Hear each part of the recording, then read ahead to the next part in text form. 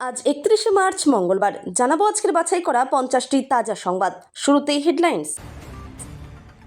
দরজা জানলা বন্ধ, অগ্নিমিত্রাকে দেখে বাইরে এলেন না বাসিন্দারা, প্রচারে গিয়ে বিব্রত বিজেপি প্রার্থী। প্রচারের মাঝেই বড় ধাক্কা বিজেপিতে, 30 পরিবার সহ বিজেপির মণ্ডল সদস্যের তৃণমূলে যোগ। দেশের রাজনীতিতে মহাপ্রলয়, একই দিনে জোড়া ইস্তফা, নীতিশ নীতিন পদত্যাগে বিহারের মসনদের নতুন সমীকরণ। গলায় স্টেথোস্কোপ ঝুলিয়ে প্রচারে প্রার্থী, লিখে দিলেন প্রেসক্রিপশনও, নাটক বলে কটাক্ষ প্রতিপক্ষের। প্রচার সেরেই বিকেল 5টায় মুখ্য নির্বাচনী আধিকারিকের অফিসে যাচ্ছেন অভিষেক। আলোচনা কোন বিষয়ে? ভোটের মুখে কমিশনের সার্জিক্যাল স্ট্রাইক, সরানো হলো ডেপুটি প্রধান নির্বাচনী আধিকারিক সুব্রত পালকে, তুঙ্গে জল্পনা।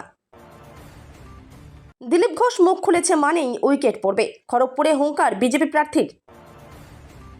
টিকিট দেয়নি তৃণমূল, দল ত্যাগের ঘোষণা করার 24 ঘন্টার মধ্যে কংগ্রেসে ফিরলেন বাদুড়িয়ার বিদায়ী বিধায়ক। মিলবে কি প্রার্থীপদ? নন্দীগ্রামে প্রার্থী পদে মনোনয়ন জমা শুভেন্দুর, ভবানীপুরেও জয় দেখছেন। বন্ধ করা হোক মমতার প্রচার, কমিশনের দিল্লি অফিসে গিয়ে দাবি বিজেপির। তৃণমূল বলছে ভয় পেয়েই ওরা এসব করছে। পদ্ম ফুলে দিলে ছাপ, ঘরে ঢুকবে কেউটে সাপ, পুরুলিয়ার সভায় বিজেপিকে তীব্র আক্রমণ অভিষেকের।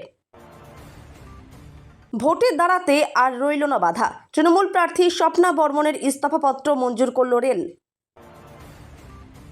আবারও ভিজবে বাংলা, কালবৈশাখীর সঙ্গে শিলাবৃষ্টির ভ্রুকুটি, কোন কোন জেলায় জারি কমলা সতর্কতা?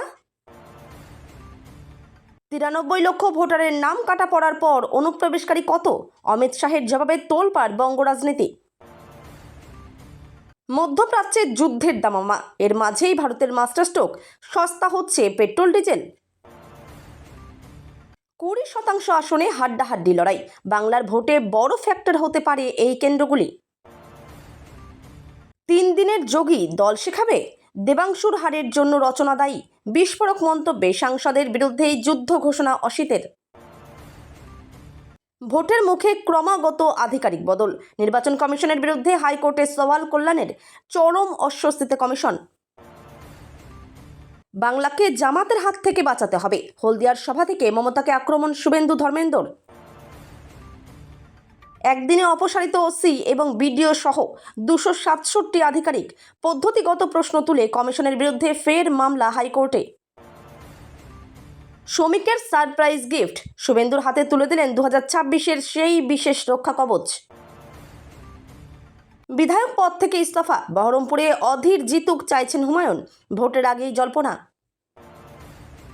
মুর্শিদাবাদের নবাব পরিবার আর ভারতের নাগরিক নয়, নাম মুছল প্রায় শতাধিক সদস্যের।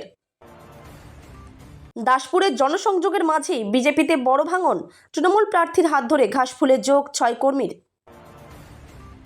বিরিয়ানিতে চিকেন লেগ পিস নেই, বিয়েবাড়িতে মারামারি, চেয়ার ছোড়াছুড়ি, দেখুন ভিডিও। বাসন্তীতে পুলিশকে বাঁশ পেটার অভিযোগ, ঘটনায় মূল অভিযুক্ত 60 বছরের বৃদ্ধ সহ ধৃত 3। প্রার্থী নিয়ে ক্ষোভ, বর্ধমানে কংগ্রেস অফিসে ভাঙচুর কর্মীদের, ভোটের আগে বিপদে পড়ল জাতীয় কংগ্রেস। 28 দিনেও মাথা নোয়ায়নি ইরান, ইসরায়েল আমেরিকার ঘুম ওড়াচ্ছে খামেনেইয়ের এই 4 অস্ত্র। আজীবন মিলবে লক্ষ্মীর ভাণ্ডার, রঘুনাথপুরের জনসভায় মহিলাদের স্বাবলম্বী হওয়ার ডাক মমতার। চতুর্থ সাপ্লিমেন্টারি তালিকা প্রকাশ করল কমিশন, লক্ষ লক্ষ নাম বাদে বঙ্গ রাজনীতিতে তোলপাড়। নিশানা ইরান, যুদ্ধক্ষেত্রে প্রথমবার ভয়ঙ্কর মার্কিন মিসাইল, হামলায় মৃত 21। ট্রাইব্যুনালের অফিস হচ্ছে একটাই, তবে বিচারের জন্য কাউকেই ছুটে আসতে হবে না কলকাতার দপ্তরে। 1 এপ্রিল থেকে ওটিপির দিন শেষ, অনলাইনে টাকা পেমেন্টের নিয়মে বদল রিজার্ভ ব্যাংকের। ভোটার তালিকায় নাম নেই, প্রচারও হবে না, মন্তেশ্বরে ব্যানার টাঙিয়ে প্রতিবাদে গ্রামবাসীরা। নন্দীগ্রামের দ্বন্দ্ব ভুলে শুভেন্দুর সঙ্গে কাঁধ মিলিয়ে শোভাযাত্রা দিলীপের, মনোনয়ন পেশ বিরোধী দল নেতার। ভয়ের ভাঙর, তৃণমূল নেতা খুনের মূল অভিযুক্তকে কুপিয়ে হত্যার চেষ্টা, শুরু রাজনৈতিক জল্পনা। অভিষেকের হাত ধরে তৃণমূলে যোগ 2 শীর্ষ নেতা, ঝালদায় বাড়ল শক্তি। কোচবিহারে বিদ্রোহ, রাজামলের কাগজ থাকলেও বাদ কয়েক হাজার নাম ডিলিটেড তালিকায় ক্ষোভে জ্বলছে উত্তরবঙ্গ। এসআইআর তালিকায় নাম নেই, হাইকোর্টে ছুটলেন ফারাক্কার কংগ্রেস প্রার্থী। কি বলল আদালত? চোপড়ায় গণতন্ত্রের রক্তাভিষেক, পুলিশের সামনেই বিজেপি নেতার মাথা ফাটানোর অভিযোগ তৃণমূলের বিরুদ্ধে। রেশন দুর্নীতিতে জেল খেটে আসা জ্যোতিপ্রিয় মল্লিক বোঝাবেন কত ধানে কত চাল। এতক্ষণ শুনছিলেন আপনারা সংবাদ শিরোনাম, এবার শুনবেন বিস্তারিত খবর। প্রচারে গিয়ে প্রবল বিব্রত হতে হলো বিজেপি বিধায়ক অগ্নিমিত্রা পালকে। তাকে দেখে সাধারণ মানুষজনদের এগিয়ে আসা তো দূরস্থ, লোকজন বাড়ি থেকেই বেরোলেন না। অধিকাংশ বাড়ির দরজা বন্ধ ছিল। এই অবস্থায় দলের লোকজনদের নিয়ে এলাকা ছাড়তে হলো অগ্নিমিত্রাকে। এই ঘটনা জানাজানি হতেই শুরু হয়েছে রাজনৈতিক মহলে জোর চর্চা। তৃণমূল কংগ্রেস এই বিষয়ে খোঁচা দিয়েছে। এদিকে ঘটনার জন্য তৃণমূলের সন্ত্রাসকে দায়ী করেছেন অগ্নিমিত্রা। আসানসোলে এবারও বিজেপি প্রার্থী করেছেন বিধায়ক অগ্নিমিত্রা পালকে। এবার প্রচারে গিয়ে বিভিন্ন জায়গায় সাধারণ মানুষের প্রশ্নের সামনেও পড়তে হয়েছে তাকে। আজ সোমবার ভোট প্রচারে বেরিয়ে আসানসোল দক্ষিণ বিধানসভা কেন্দ্রের রানীগঞ্জ ব্লকের চেলোদ এলাকায় চরম অস্বস্তিতে পড়লেন বিজেপি প্রার্থী। ওই এলাকায় প্রচারে গিয়ে কার্যত বিব্রত হয়ে দেখা যায় প্রার্থী এলেও স্থানীয় বাসিন্দাদের মধ্যে কোনো উৎসাহই দেখা যায়নি। অধিকাংশ বাড়ির দরজা বন্ধ। পরিস্থিতি দেখে মনে হতেই পারে ওই গ্রাম কার্যত জনশূন্য। বেশ কিছু সময় সেখানে থেকে বাধ্য হয়ে ফিরতে হয় অগ্নিমিত্রাকে। ঘটনা নিয়ে শুরু হয়েছে চাপানোতর। তৃণমূল ঘটনা নিয়ে কটাক্ষ শুরু করেছে, পাল্টা বিজেপির তরফেও বার্তা দেওয়া হয়েছে। আসন্ন বিধানসভা নির্বাচনের প্রাক্কালে সাকরাইল ব্লকের রাজনৈতিক উত্তাপ আরও বাড়ল। প্রচারের মাঝেই বিজেপিতে বড় সড় ভাঙন দেখা দিল। গোপীবল্লভপুর বিধানসভার অন্তর্গত সাকরাইলের ধানঘড়ি অঞ্চলের কুলডিহা বুথে বিজেপির এক মণ্ডল কমিটির সদস্য অসিত পাত্র সহ প্রায় 30টি পরিবার দল ছেড়ে তৃণমূল কংগ্রেসে যোগদান করেন। তৃণমূল প্রার্থী অজিত মাহাতোর হাত ধরে ওই পরিবারগুলির আনুষ্ঠানিক যোগদান সম্পন্ন হয়। এদিনের এই যোগদান কর্মসূচিতে উপস্থিত ছিলেন সাকরাইল ব্লক তৃণমূল কংগ্রেসের সভাপতি কমলকান্ত রাউত সহ অন্যান্য তৃণমূল নেতৃত্ব ও কর্মীরা। দলবদলের এই ঘটনায় স্বাভাবিকভাবেই অস্বস্তি বেড়েছে বিজেপি শিবিরে। ভোটের আগে এই ধরনের ভাঙন যে সংগঠনের উপর প্রভাব ফেলতে পারে তা নিয়ে রাজনৈতিক মহলে জোর চর্চা শুরু হয়েছে। অন্যদিকে তৃণমূল নেতৃত্বের দাবি, রাজ্য সরকারের উন্নয়নমূলক কাজ ও মানুষের প্রতি আস্থার কারণেই বিরোধী শিবির ছেড়ে সাধারণ মানুষ তৃণমূলে ভিড় জমাচ্ছেন। যদিও বিজেপির তরফে এই ঘটনাকে তেমন গুরুত্ব দিতে নারাজ স্থানীয় নেতৃত্ব। বিহারের রাজনীতিতে বড়সড় পালাবদল। সোমবার সকালে বিহার বিধান পরিষদের সদস্য পদ থেকে ইস্তফা দিলেন মুখ্যমন্ত্রী নীতিশ কুমার। সম্প্রতি রাজ্যসভা নির্বাচনে জয়ী হওয়ার পর সাংবিধানিক নিয়ম মেনে তিনি এই পদক্ষেপ নিয়েছেন। এর ফলে তার দীর্ঘদিনের মুখ্যমন্ত্রিত্ব ছাড়ার পথ কার্যত পরিষ্কার হয়ে গেল বলে মনে করছে রাজনৈতিক মহল। সূত্র মারফত জানা গেছে, সোমবার সকাল 10টা নাগাদ বিধান পরিষদের চেয়ারম্যান অবধেশ নারায়ণ সিং এর কাছে নিজের ইস্তফাপত্র জমা দেন নীতিশ কুমার। নিয়ম অনুযায়ী সাংসদ হিসেবে নির্বাচিত হওয়ার 14 দিনের মধ্যে রাজ্য আইনসভার সদস্য পদ ত্যাগ করতে হয়। নীতিশ কুমার গত 16ই মার্চ বিনা প্রতিদ্বন্দ্বিতায় রাজ্যসভায় নির্বাচিত হয়েছিলেন। ইস্তফা দেওয়ার পর এখন তার মুখ্যমন্ত্রী পদ ছাড়ার বিষয়টি কেবল সময়ের অপেক্ষা। জল্পনা শোনা যাচ্ছে যে 30শে এপ্রিলের মধ্যেই তিনি মুখ্যমন্ত্রীর পদ থেকে ইস্তফা দিয়ে পাকাপাকিভাবে দিল্লির রাজনীতিতে বা রাজ্যসভার সদস্য হিসেবে নতুন ইনিংস শুরু করতে পারেন। নীতিশ কুমারের এই আকস্মিক পদক্ষেপে বিহারের পরবর্তী মুখ্যমন্ত্রী কে হবেন তা নিয়ে তীব্র ধোঁয়াশা ও কৌতূহল তৈরি হয়েছে। প্রার্থী তালিকা ঘোষণার পর থেকেই জোর কদমে নির্বাচনী প্রচার চালিয়ে যাচ্ছেন শাসক বিরোধী উভয় পক্ষ। আগামী 23শে এপ্রিল বাঁকুড়া জেলায় ভোট। তার আগে প্রতিটা সাধারণ মানুষের বাড়ি বাড়ি পৌঁছতে কোথাও খামতি রাখতে চাইছেন না কেউই। এবার নির্বাচনী প্রচারে উঠে এলো এক অন্যরকম ছবি। এদিন সোনামুখী বিধানসভা তৃণমূল কংগ্রেসের মনোনীত প্রার্থী ডক্টর কল্লোল সাহা নির্বাচনী প্রচারের ফাঁকে সোনামুখী পৌরসভার স্বর্ণময়ী তলা এলাকায় সাধারণ মানুষদের স্বাস্থ্য পরীক্ষা করলেন। শুধু স্বাস্থ্য পরীক্ষায় নয়, প্রেসক্রিপশন লিখে দেওয়ার পাশাপাশি রোগীদের বিনা পয়সায় ওষুধও দিলেন। কোনো শারীরিক ব্যায়ামের মাধ্যমে শরীরকে সুস্থ রাখতে হয় তা তিনি সশরীরে দেখিয়ে দেন পেশায় চিকিৎসক তৃণমূল প্রার্থী। নিজেদের নির্বাচনী ইস্তেহারে তৃণমূল জানিয়েছে, ক্ষমতায় ফিরলে দুয়ারে স্বাস্থ্য প্রকল্প শুরু করবে তারা।